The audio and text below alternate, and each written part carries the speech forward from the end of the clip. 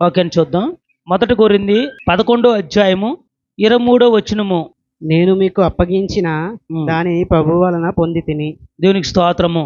ప్రభు అయిన యేసు తాను అప్పగింపబడిన రాత్రి ఒక రొట్టెని ఎత్తి కృతజ్ఞతాస్తుతులు చెల్లించి. దేవునికి స్తోత్రము. ఆయన అప్పగించిన పనిని ఏంటంట, పౌలు గారు మాట్లాడుతున్న మాటల్లో ఉన్న అంతరంగాన్ని మనము ఆలోచించాలి. పౌలు గారు దేనికోసం మాట్లాడుతున్నారండి? ప్రభు వాళ్ళ కొరకు మాట్లాడుతున్నారు. యేసుక్రీస్తు వల్ల నేను పొంది నీకు మీకు అప్పచెప్పని ఈ పనిని. దేవునికి స్తోత్రం చెప్పండి. అప్పచెప్పినప్పుడు 22వ వచనంలో ఏం రాయబడి ఉందమ్మా? అన్నపానములు పుచ్చుకొనుటకు మీకు ఇండ్లు లేవా? దేవుని సంఘమును తిరస్కరించుటకు పేదలను సిగ్గుపరచుదురా? మీతో ఏమి చెప్పేదను? దీని గురించి మిమ్మను మెచ్చను. దేవునికి స్తోత్రము. అయితే ప్రియమైన వాళ్ళారు, పౌలు గారు ఒక ఆవేశము ఆవేదన ఒకసారి ఆలోచిద్దాం మనం. ఎందుకంటే ప్రభు వాళ్ళు తీసుకుంటున్న మనము దాని యొక్క కట్టడాలు తెలియాలి. ఈ ప్రభు వాళ్ళలో ఉన్న ఆశీర్వాదము, ప్రభు వాళ్ళలో ఉన్న శక్తి, ప్రభు వాళ్ళలో ఉన్న ఆ గొప్ప ప్రయోజనం అది పౌలు గారికి తెలుసు. ప్రియమైన వాళ్ళు, పౌలు గారు తెలిసినందున ఈ ప్రభు వాళ్ళని ఎలా పడితే అలా తీసుకుంటున్నారంట అక్కడ జనం. అయితే ఆ భోజనాల దగ్గర ఒకరి మీద ఒకరికి ప్రేమ లేదు. ఫస్ట్ ఆఫ్ ఆల్ అక్కడ జరుగుతుంది ఏంటండి, ఆ ఇతరులు తిన్నారా, వాళ్ళకి సరిపోద్దా, వీళ్ళకి సరిపోద్దా, వెనకాల ఉన్న వాళ్ళకి సరిపోద్దా అని ఎవ్వరూ ఆలోచించట్లేదంట. పౌలు గారు ఆవేదన అది, అక్కడ చెప్తున్న మాట అది. పౌలు గారు ఏ భావంలో చెప్తున్నారు ఆ మాట? వాళ్ళలో ఎవరిలోనూ కూడా క్రీస్తు ప్రేమ లేదు. వారు ప్రేమ లేని వారుగా ఎలా గమనించారు పౌలు గారు అని అంటే, ఒకరి కోసం ఒకరు ఆలోచించుకుంటలేదు. దేవునికి స్తోత్రం చెప్పండి. వాళ్ళు ఎలాగపోయినా మనకు పర్లేదు. వాళ్ళు తిన్నారా మానారా మనకు అనవసరం. వాళ్ళకి దొరుకుతుందా లేదా అనేది అనవసరం. మనకు దొరికిందా లేదా అనేదే అవసరం. మనకి ఏది అవసరమో అదే తీసుకున్నాం తప్ప ఇతరులకి అవసరం అనేది, ఇతరుల కొరకు ఆలోచించే మనస్తత్వం వాళ్ళలో అక్కడ ఉన్న ప్రజల్లో ఎక్కడా కూడా పౌలు గారికి కనిపించలేదండి. అందుకనే ఆయన ఆవేదన అది. దేవునికి స్తోత్రం చెప్పండి. ప్రభు వాళ్ళు తీసుకున్న వారికి ఏముండాలంట? ముఖ్యంగా ప్రేమ ఉండాలి. ఇతరుల కొరకు ఆలోచించే ఆలోచన ఉండాలి. దేవునికి స్తోత్రం చెప్పండి. దాన్నే యేసు ప్రభు వారు ఎలాగ ఇచ్చారండి మనకి? నీవలే నీ పొరుగు వారిని ప్రేమించు. దేవునికి స్తోత్రం చెప్పండి. నీవలే నీ పొరుగు వారిని ప్రేమించడం అర్థం ఏంటండి? నీకేదైతే ఆశ ఉందో, నీకేదైతే కావాలని కోరుకుంటున్నావో, నీకేదైతే దక్కుతుందో ఇతరులకు కూడా దక్కేలాగా నువ్వు ప్రయత్నం చేయాలి. దేవునికి స్తోత్రం చెప్పండి. ఇతరులకు కూడా దక్కేలాగా ప్రయత్నం చేయాలి. ఉన్న దాంట్లోనే ఇతరులకు కూడా అందుతుందా లేదా, ఇతరులకు కూడా పొందుకున్నారా లేదా, ఇతరులకు కూడా ఆకలి తీరిందా లేదా అని ఆలోచించగలిగిన మనస్తత్వం ఉండగలిగిన వారే ఆ ప్రభువుల్లో పాలు పంచుకోగలిగిన యోగ్యులంట. దేవునికి స్తోత్రం చెప్పండి. ఇతరుల కోసం ఆలోచించలేకపోతే ఈ ప్రభువులు తీసుకోవడం వ్యర్థమని పౌలు గారు అక్కడ మాట్లాడారండి. ఆ 23 వచనం కాడి నుంచి మీరు 30 వచనం వరకు మీరు అలా చదువుకుని వెళ్ళిపోతే పౌలు గారు అన్ని విషయాలు అక్కడ మాట్లాడారు. తీసుకోవడం వల్ల వచ్చే అనారోగ్యాలు, అనర్థాలు, అయోగ్యులుగా తీసుకుంటున్న పరిస్థితులు, ఆ ప్రభావం ఏ విధంగా శరీరం మీద ఏలుబడి చేస్తుంది, రోగాలు వస్తాయి, దాని కొరకు భయంకరమైన పరిస్థితులు పౌలు గారు ప్రకటించారండి. దేవునికి స్తోత్రం చెప్పండి. ఎందుకంటే ప్రియమైన వల్ల పౌలు గారు ప్రకటించడంలోనూ ఆయన అంతరంగంలో ఉన్న బాధ ఏంటండి? ఇతరుల కొరకు ఆలోచించే మనస్తత్వము సంఘాల్లో ఉండట్లేదు. ఆయన బాధ, అతని వేదన ఏంటండి? సంఘాల్లో ఏం లేదండి. ఇప్పుడు ఇతరుల కొరకు ఆలోచించే మనస్తత్వాలు లేవు. సంఘం అంటే ఒక కుటుంబం. ఆ కుటుంబీకులు అందరూ బాగున్నారు లేదని ఆలోచించగలిగిన మనస్తత్వం ఉండాలి. మందిరానికి కొత్తగా వస్తున్నారు, వారు ఎలా ఉన్నారు, వారు బాగుండాలి ప్రభు, మందిరంలోకి వచ్చారు, నీ శక్తి తెలియాలి, నీ ప్రభావం తెలియాలి, వారి కొరకు ఆలోచించడం కానీ, వారి కొరకు ప్రార్థించడం కానీ, వారి యొక్క పరిస్థితులు కనుక్కోవడం కానీ ఆ ఆలోచన మనకు ఉంటుందండి. వాళ్ళు కట్టుకొచ్చిన ఆ వస్త్రాధారణ, వాళ్ళు వచ్చిన విధానం, వారు కొట్టుకొచ్చిన సెంటు అయ్యే గమనిస్తాం మనం. అంతేగాని వారి హృదయాల్లో బాధ ఉందా, వేదన ఉందా, సమస్య ఉందా, ఏదైనా కుటుంబంలో ఏదైనా బాధలు పడుతున్నారా? మనకే ఉంది బాధ కాదనట్లా, మనకే ఉంది ఆకలి కాదనట్లా. మన ఆకలి మనం తీర్చుకోవడానికి ఎంత ప్రయత్నం చేస్తాం, ఇతరుల ఆకలి కూడా తీర్చడానికి కూడా మనము అంత ప్రయత్నం చేయాలండి. దేవునికి స్తోత్రం చెప్పండి. అప్పుడే ఈ ప్రభువుల్లో పాలు పంచుకునే యోగ్యత గలవారని ఆ యొక్క పౌలు గారు మాట్లాడుతున్నారు అక్కడ. దేవునికి స్తోత్రం చెప్పండి. ఆయన వేదన బాధ కూడా అదే. అందుకని కొన్ని విషయాలు చూద్దాం ప్రియమైన వాళ్ళారా. నీ దేవుడైన యెహోవా అప్పగించబడిన దానిని కాపాడి ఆయన మార్గమును అనుసరించిన ఎడల నీవు ఏ పనిని పూనుకునను, ఎక్కడ తిరిగినను అన్నిటిలోనూ వివేకము కలిగి నడుచుకొందువు. దేవునికి స్తోత్రము. సొలొమోనుతోనూ దావీదు రాజు మాట్లాడుతున్న మాట ఏంటంటే, సొలొమోనుతో చెప్తున్నాడు, నీకు అప్పచెప్పిన పని ఏంటంట, నీకు ఏదైతే అప్పచెప్పాడో దాన్ని కాపాడాలంట. దేవునికి స్తోత్రం చెప్పండి. సొలొమోనుకి దేవుడు అప్పచెప్పిన పని ఏంటండి? ప్రజల్ని కాపాడాలి. దేవునికి స్తోత్రం చెప్పండి. ప్రజల కొరకు నిన్ను నియమించుకున్నాను, ఆ ప్రజలను కాపాడే పనిలో ఉండాలంట. దేవునికి స్తోత్రం చెప్పండి.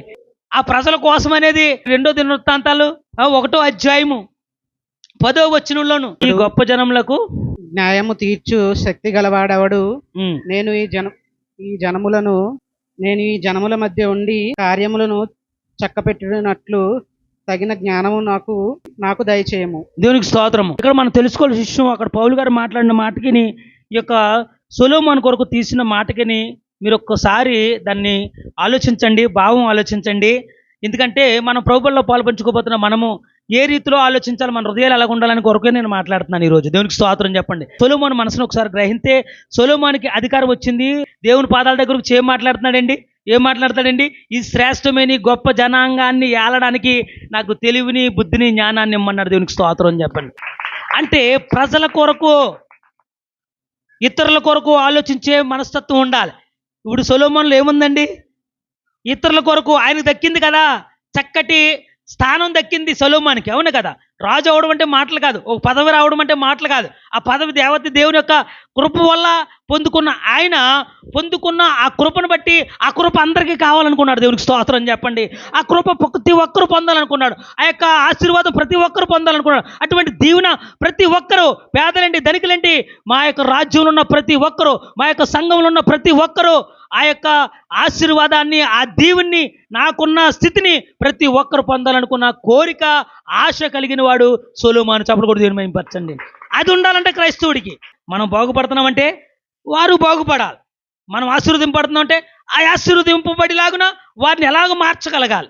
ఎలాగ ఈ రోజుని సేవకులు అనేక మంది పోరాడుతున్నారంటే, సేవకు చేయడానికి ఎంతో ఇష్టపడుతున్నారంటే కారణం ఏంటండి? సేవకులకు ఒక వరం ఇచ్చాడు దేవుడు, పరిశుద్ధాత్మను వరం ఇచ్చాడు. ఆ పరిశుద్ధాత్మ ఏం చేస్తుందంటే మనిషిని ఆనందింప చేస్తూ ఉంటుంది. ఏమీ లేకపోయినా అన్నీ ఉన్నట్లుగా కలిగింతుంది. ఆ ఆలోచన ఎలా ఉంటుందంటే అన్నీ ఉన్నట్లుగా కలిగింతుంది. ఏంటంటే బలమైన శక్తిని వెనకాల ఉన్నది, బలమైన దూతను ఎదురు నడుతున్నాడు, వెనక ముందు నాకు దూతలు పెట్టిన దేవుడు నాతో ఉన్నాడని బలమైన నమ్మకం, విశ్వాసం కలిగిన వాడు సేవకుడు. ఆ సేవకుడు ఏమీ లేకపోయినా కోటీశ్వరుడిగా ఫీల్ అవుతుంటాడు. ఆ కోటీశ్వరులుగా అందరిని చేయాలని కోరుకుంటాడు. వీళ్ళు అనుకుంటారు, 1 సంవత్సరం అయింది, 2 సంవత్సరాలు అయింది, 3 సంవత్సరాలు అయింది, 10 సంవత్సరాలు అయింది, మేము కోటీశ్వరులు కాదు కదా, లక్షాధికారులు అవ్వలేదు అనుకుంటున్నారు మనోళ్ళు. వాళ్ళు ఈ కోట్లలో చూస్తారు. నేనే ఏ కోట్లలో చూస్తాను? క్షేమంలో చూస్తాను. చప్పుడు కూడా దేని మహిమపరచండి. వారి కుటుంబాల్లో క్షేమాన్ని బట్టి చూస్తాను. ఈ రాత్రి నీకు పిలుపు వచ్చినా సరే, ఈ రాత్రి నిన్ను ఏ రకంగా నువ్వు మరణించినా సరే, ఈ రాత్రి నీ దేవుడు నిన్ను పిలిచినా సరే, నువ్వు పరలోక రాజ్యం వెళ్ళిలాగన నీ హృదయాన్ని నిన్ను సిద్ధపరచడానికే నేను కష్టపడుతూ ఉంటాను. ఏ రాత్రి పిలిచినా సరే రెడీ అనే విధంగా అది సిద్ధపాటు కొరకు నేను ప్రయత్నం చేస్తాను. అది ఆశీర్వాదంగా చూడాలి. అది ఆశీర్వాదంగా చూడరు. ఏమీ లేని లోకంలో, ఎప్పుడు వెళ్ళిపోతామో తెలియని లోకంలో, ఎప్పుడు ఉండమో తెలియని లోకంలో ఏముండాలి మన దగ్గర? డబ్బు లేకపోతే మనల్ని ఎవరో లెక్క చేయరు. ధనం ఉంటేనే, మెడలో బంగారం ఉంటేనే, చక్కటి వస్త్రం ఉంటేనే, చక్కటి ఆస్తి ఉంటేనే, ఇల్లు ఉంటేనే, ధనం ఉంటేనే తప్ప, ఉద్యోగం ఉంటేనే, లేకపోతే ఫలం ఉంటేనే మాకు గౌరవం వస్తుంది అనే విషయంలోనే మాకు ఆశీర్వాదం లేదని అనేక మంది కూడా హృదయాలన్నీ గాయపరచబడి, ఈ వేస్ట్ ఎంత చెప్పినా ఈ అన్న చెప్పింది మాకు ఉపకారంగా కనిపించట్లేదు వాళ్ళకి. ఎందుకనంటే జరగబోయే ఆ యొక్క కార్యాలు గమనించలేని ఆత్మ వారిలో లేనందున. దేవునికి స్తోత్రం చెప్పండి. అందుకనే యేసుప్రభు ఏమంటాడు? ఆత్మ లేనివాడు నావాడు కాదు.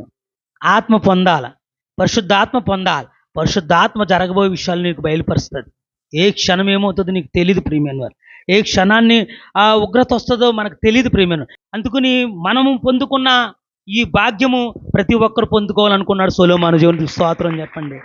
అదే కోరుకున్నాడు పౌలు గారు. ఈ రొట్టె ద్రాక్ష రసం తీసుకున్న ప్రతి ఒక్కరికి ఏముండాలంట?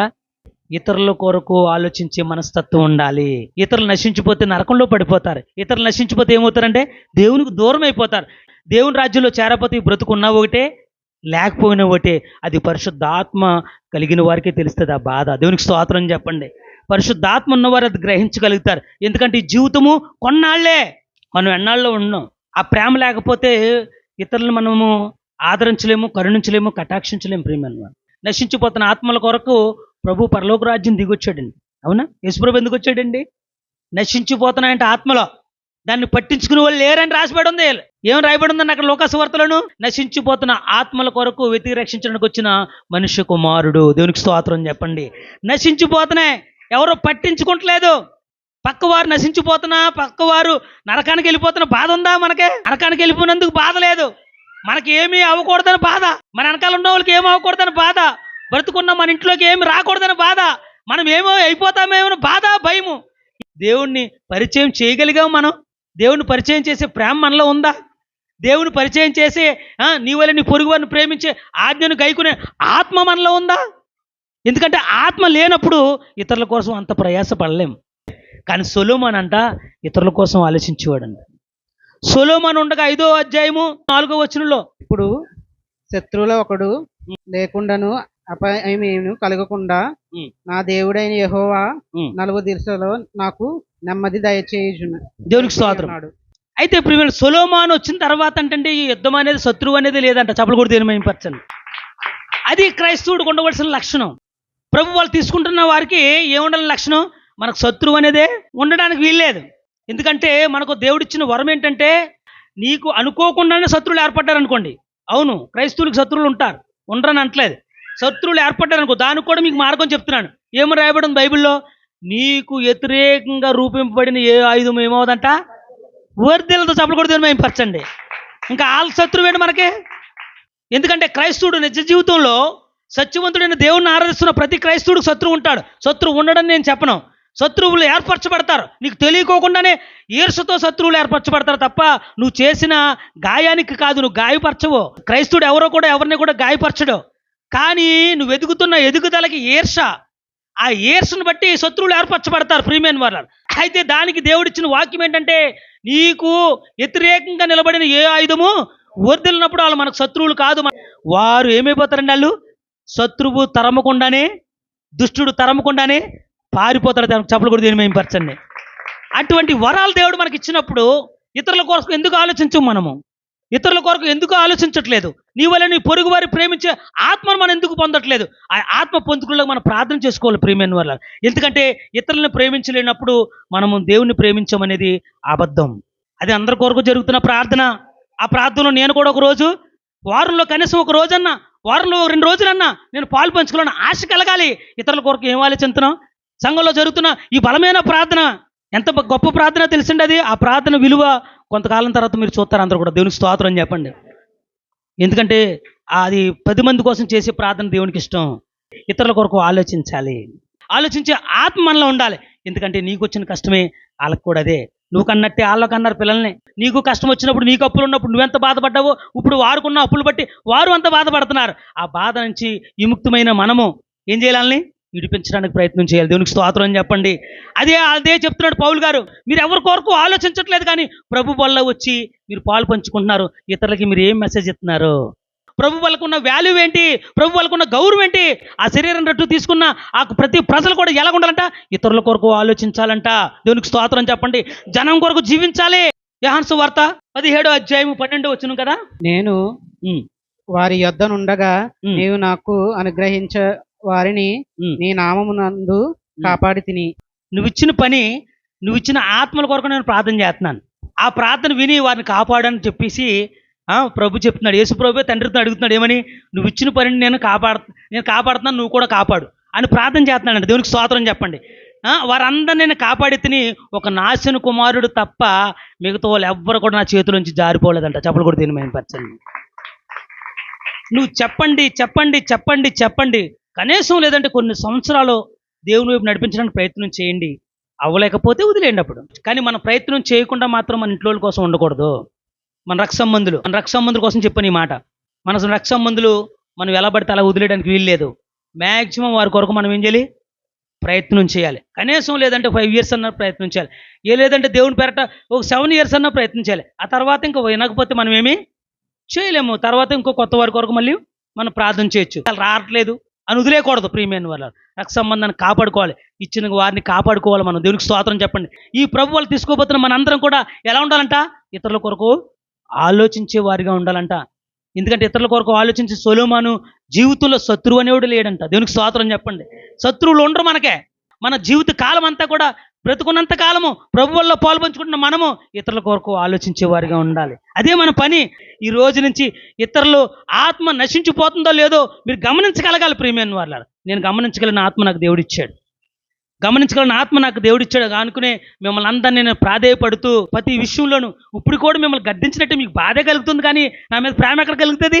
దిగిన తర్వాత తిట్టుకుంటారు, అన్నీ ఈ ఊసులే ఈయనకి అంటారు తప్ప నా బాధ అది కాదు. మీరు మారాలని, మీ మనసులన్నీ కూడా తెల్లతేటగా ఉండాలని, దేవుని ఆత్మ మీరు పొందుకోవాలని, ఇతరుల కొరకు మీరు కూడా ఆలోచించాలని తప్ప నన్ను తిట్టుకుంటాను కాదు. నువ్వు స్వీట్ మాటలు మాట్లాడి నవ్వించావు అనుకో, అది నువ్వు దేవునికి ఇష్టం లేదు. నువ్వు గాయపరిచినా పర్లేదు, వారిలో మారు మనసు కావాలి. చెప్పలు కొడుతుంది నువ్వు వచ్చండి. వారు గాయపడినా పర్లేదు, మారు మనసు కావాలి. ఆ మారు మనసు అనేది మనిషిని రక్షించగలుగుతుంది. మీరు బాగున్నప్పుడే మనందరం కూడా దీంట్లో మనం పాలుభాగస్తులే ఉంటాం. మనందరం దీన్ని సంతోషంగా మన పాలుభాగస్తులే ఉంటే పరిశుద్ధులైన దేవుని పట్టణంలో మనం నివసించగలుగుతాం. దేవునికి స్తోత్రం అని చెప్పండి. అందరూ ఉండాలా. ఈ రోజుని మన కుటుంబంతో ఫంక్షన్ చేసుకుంటుంటే ఎవరు రాకపోయినా బాధపడతాం, అవునా కదండి? మన కుటుంబంలో ఏదైనా ఫంక్షన్ చేసుకుంటే ఎవరు రాకపోయినా బాధపడతాం. ఏ పరలోక రాజ్యం రాకపోతే నువ్వు బాధ ఉందా నీకు? అంటే పరలోక రాజ్యం కోసం తెలియదు కాబట్టి నీకు ఆ విషయం తెలుస్తలేదు. నేను ఇక్కడున్నా అక్కడున్నా పరలోక రాజ్యం కోసమే. పరలోక రాజ్యం ఎలా ఉంటుందో అలాగే ఇక్కడ కూడా మనం జీవించగలిగినప్పుడే, అంచేత పరలోక రాజ్యం ఎలాగ ఉన్నదో ఇక్కడ ఉన్నప్పుడే మనం డిసైడ్ చేయాలి. అంతేగాని చనిపోయిన తర్వాత ఈ డిసైడ్మెంట్ ఏం లేదు. అటా ఇటా. ఆ సిస్టర్ అడుగుతున్నారు నన్ను ప్రశ్న, ఏమని? మనము అక్కడ వెళ్ళి తీర్పు ఉంది కదండి, తీర్పులో మనం చెప్పుకోవచ్చు కదండి అంట. ఏంటంట? తీర్పు ఉంది కదండి, తీర్పులో చెప్పుకోవచ్చు అంట. ఏమని? నీకు తెలుసు కదా నా బాధ అంతాని, నేను చేయాలని కాదు ఆ పని, వాళ్ళందరూ ఇబ్బంది పెడితే చేశానని అప్పుడు చెప్పుకోవచ్చు కదా మనం. తీర్పు ఉందంట. తీర్పు అంటే తెలుసండి, తీర్పు అంటే డిసైడ్మెంట్. విచారణ వేరు. విచారించడం అంటే ఏం జరిగింది, ఎలా జరిగింది, నువ్వు కావాలని తప్పు చేసావా, అనుకుని తప్పు చేసావా, అది విచారించడం. విచారణలు ఇక్కడే జరుగుతున్నాయి. దేవుని చేపలు కూడా దేని భయపరచండి. ఇదే విచారణ. డిసైడ్ అది. తీర్పు డిసైడ్. దానిలో ఇంకా వాదనలు ఉండవు. ఏదైనా వాదించుకోవాలంటే ఇక్కడే. నేను ఎందుకు నిలవలేకపోతున్నాను, ఎందుకు రాలేకపోతున్నాను టయానికి, ఎందుకు నేను పాటలు పాడలేకపోతున్నాను, ఎందుకు నాకు ప్రార్థన రావట్లేదు అని వాదించు దేవుని దగ్గర. వాదించి గెలుచుకో లేని వరాన్ని, లేని ఆత్మను పొందుకో. ఎలాగ వాదించు నువ్వు దేవుని దగ్గర. నేను అందుకు నలుగురిని తిప్పలేకపోతున్నాను, దేవుని వైపు నన్ను నలుగురు నడిపించలేకపోతున్నాను, ప్రతి ప్రార్థనలో నేను ఎందుకు పాలు పంచుకోలేకపోతున్నాను, ప్రతి ఒక్క పాట నేను ఎందుకు నేర్చుకోలేకపోతున్నాను, ఎందుకు నేను గట్టిగా చప్పట్లు కొట్టలేకపోతున్నాను, ఎందుకు ఎక్కువసేపు మోకాల మీద ఉండలేకపోతున్నాను అని దేవుని దగ్గర నువ్వు పోరాడు. వాదించి గెలుచుకుని నువ్వు అనేక మందిని గెలిపించు. దేవునికి స్తోత్రం చెప్పండి. ఎందుకంటే ప్రియమైన వాళ్ళారా, ఈ ప్రభు వాళ్ళు తీసుకోబోతున్న మనము ఇతరులకు కూడా పరలోక రాజ్యం రావాలని, మనం పరలోక రాజ్యం వెళ్ళాలి, ఇతరులను కూడా మనము బాగుపరిచే వారిగా ఉండాలంట. ఇతరుల కొరకు ఆలోచించే వాక్యమే ఈరోజు వాక్యం. దేవునికి స్తోత్రం చెప్పండి. ఆ శిష్యులు అందరూ ఎవరి కోసం పోరాడారండి? ఎడతెగక రొట్టు ద్రాక్షరసం తీసుకుని ఆ శిష్యులందరూ ఎవరి కోసం పోరాడారండి? జనుల కోసం పోరాడారు. దేవునికి స్తోత్రం చెప్పండి. ప్రజల కోసం పోరాడారు. జైలుకి వెళ్ళారు, అధికారులతో దెబ్బలు తిన్నారు, అవమానాలు నిందలు పడ్డారు. దేనికోసం అండి? ప్రజల కొరకు, ఇతరుల కొరకు ఆలోచిస్తామని ప్రతి ఒక్కరు మోకరించి ప్రార్థన చేసి ప్రభువుల్లో మనందరం కూడా ఆనందంగా పాల్పంచుకుందాం. దేవుడి మాటలు దీవించును గాక.